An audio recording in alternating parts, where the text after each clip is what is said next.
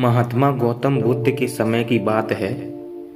एक गांव में एक किसान अपनी पत्नी और 2 बच्चों के साथ रहता था। वह किसान बहुत ही ज़्यादा परेशान रहता था। अपने 2 बच्चों और पत्नी की ज़रूरतों को पूरा नहीं कर पाता था। शायद यही उसकी परेशानी की सबसे बड़ी वजह थी। समय बीतता गया, उसकी परेशानियां परिवार की ज़रूरतों के साथ बढ़ती जा रही थीं। वह दिमाग से और मन से बहुत अशांत रहने लगा था। कहीं न कहीं वह बहुत ज़्यादा दुखी हो गया था, अपने परिवार की ज़रूरतों को पूरा नहीं कर पाने की वजह से। एक दिन उसने यह फैसला लिया कि वह अपने घर को, अपने परिवार को, अपने बच्चों को छोड़कर कहीं दूर चला जाएगा। अंततः वह मनहूस दिन और काली रात आ गई, जिस दिन वह अपने परिवार को, अपने बच्चों को, अपनी पत्नी को छोड़कर घर से कहीं दूर चला गया। वह किसान चलता ही गया, चलता ही गया। रात से सुबह हो गई, सुबह से फिर दोपहर हो गई, दोपहर से शाम, शाम से फिर रात से सुबह हो गई। उस किसान की मन की पीड़ा इतनी ज्यादा थी कि उसके पैरों के छाले पैरों से बह रहे खून के आगे फीके पड़ गए थे। ना भूख की चिंता, ना प्यास की चाह, बस चलता ही गया, चलता ही गया। आखिरकार जंगल में चलते चलते उसका शरीर इतना ज्यादा थक गया कि वह नदी के एक किनारे जाकर वह गिर पड़ा। कुछ घंटों बाद उस किसान को होश आया। वह बेचारा इतना ज्यादा प्यासा था कि तुरंत वह नदी के पास गया। जैसे ही वह पानी पीने के लिए हाथ में पानी डाला, उसे सामने नदी के उस पार कुछ लोगों का झुंड दिखाई दिया। उसने ध्यान से देखा तो उसे एक वृक्ष के नीचे महात्मा गौतम बुद्ध बैठे हुए नजर आए। वह तुरंत दौड़ के उनके पास गया और उनके पैर पर गिरकर बोला कि हे महात्मा, हे भगवान गौतम बुद्ध, मुझे अपनी शरण में ले लीजिए, मुझे अपना शिष्य बना लीजिए। महात्मा गौतम बुद्ध के शरण में आया हुआ कोई भी व्यक्ति खाली हाथ वापस नहीं जाता। यह किसान तो केवल उनका शिष्य बनना चाहता था। महात्मा गौतम बुद्ध जी ने उसकी मनोदशा को देखते हुए उसे अपना शिष्य बना लिया। महात्मा गौतम बुद्ध और उनके शिष्य वहां पर केवल विश्राम कर रहे थे। उनका विश्राम भी पूरा हो चुका था। वह किसान भी अब महात्मा गौतम बुद्ध जी का शिष्य बन चुका था। अब समय हो चला था आगे की यात्रा को पूरा करने की। गौतम बुद्ध और उनके शिष्य आगे बढ़ते हुए चले गए। कुछ दूर निकल जाने के बाद गौतम बुद्ध जी को बहुत जोर की प्यास लगी। उन्होंने अपने इस नए शिष्य अर्थात किसान से बोला कि प्रिय शिष्य, जाओ, पास में एक सरोवर है, वहां से मेरे लिए पानी लेकर आओ। किसान बोला, जो आज्ञा भगवान। किसान सरोवर की तरफ चल दिया। सरोवर के पास जैसे ही किसान पहुंचा, उसने देखा कि उस सरोवर में बहुत सारे जानवर उछल कूद कर रहे हैं। वे सारे जीव जंतु किसान को देखते ही तुरंत वहां से भाग गए। किसान बहुत ही खुश हुआ और उस सरोवर की तरफ चल दिया पानी लेने के लिए। परंतु जैसे ही किसान सरोवर के पानी की तरफ हाथ बढ़ाया, उसने देखा कि पानी बहुत ही ज्यादा गंदा था। किसान निराश होकर वापस गौतम बुद्ध जी के पास आ गया। गौतम बुद्ध जी ने उससे पूछा, पानी कहाँ है?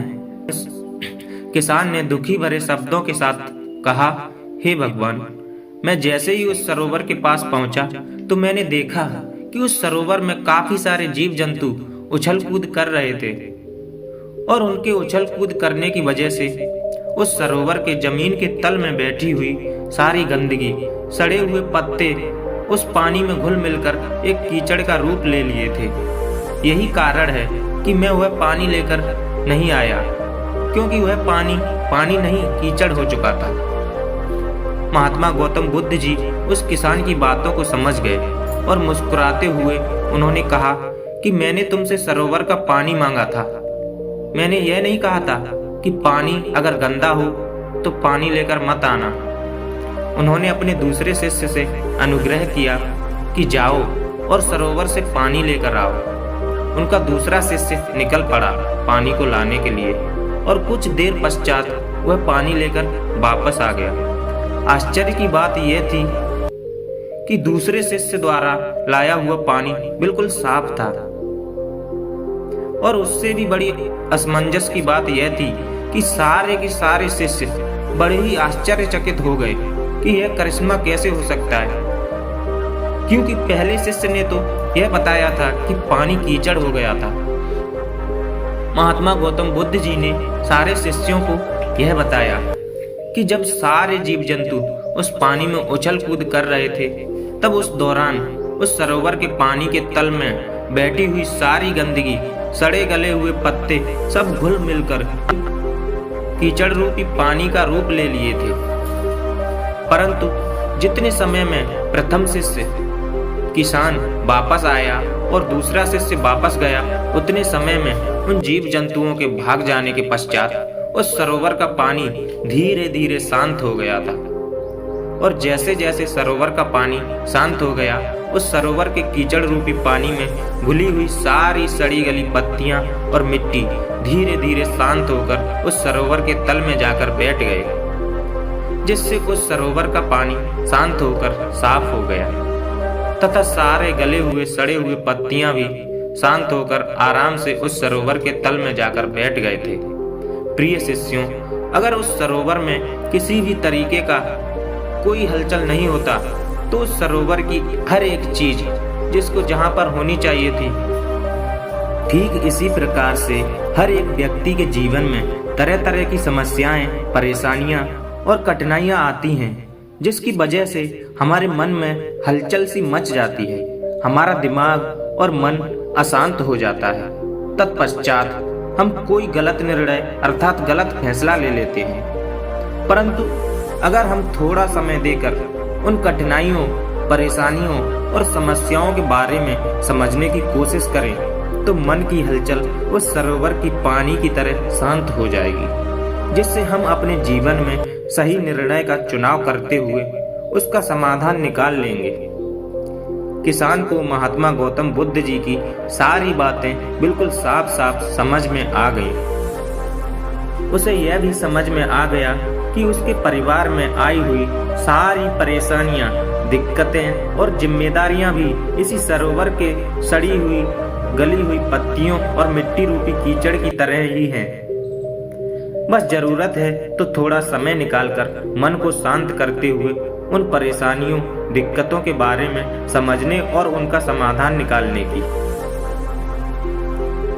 दोस्तों, समय के साथ साथ हर एक इंसान की जरूरतें बढ़ती ही जाती हैं। हो सकता है किसी की जरूरत कम हो सकता है किसी की जरूरत ज्यादा हो, लेकिन हमें उन जरूरतों को पूरा करने के लिए मेहनत तो करना ही पड़ता है।